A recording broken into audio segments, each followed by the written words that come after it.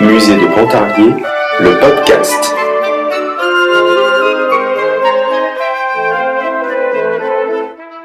Au début du XIXe siècle, l'absinthe est une boisson essentiellement consommée en Suisse et en Franche-Comté, mais elle va connaître un essor important à partir de 1830, date du départ des troupes françaises à la conquête de l'Algérie.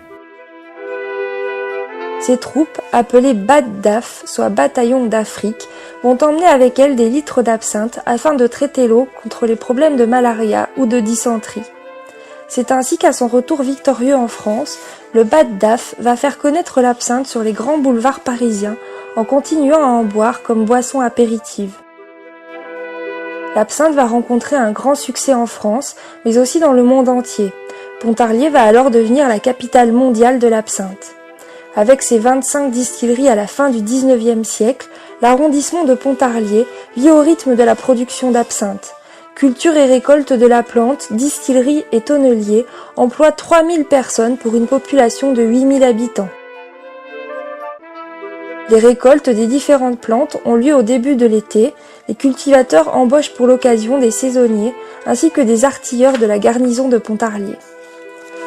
10 millions de litres d'absinthe sont produits chaque année à Pontarlier et exportés à échelle mondiale.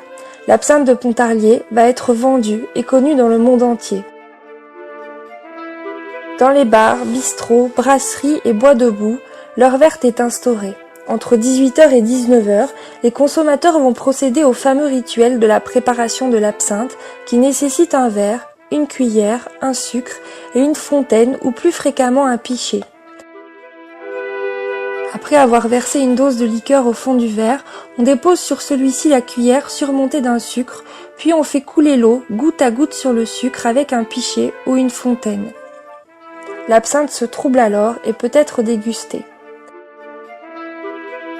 Appréciée de toutes les classes de la société, l'absinthe a dû s'adapter à tous les budgets. De l'absinthe haut de gamme à l'absinthe très bon marché, toutes les qualités étaient commercialisées. La crise viticole française des années 1850, due au phylloxéra ou à l'oïdium, entraîne des pénuries régulières de vin. Le prix du vin augmente et l'absinthe bon marché est consommée en substitution. Cet essor des absinthes à bas prix a entraîné certaines dérives. De très basse qualité, elles étaient vendues par des producteurs peu scrupuleux qui n'hésitaient pas à utiliser des essences synthétiques et des alcools industriels, tels que le méthanol mélangé à froid, créant ainsi des absinthes artificielles. Très populaires et beaucoup consommées, ces liqueurs étaient certainement les plus dangereuses pour la santé, car obtenues par macération et non par distillation, vieillies à l'aide de lumière artificielle ou d'oxygène sous pression, ou encore colorées au sulfate de cuivre.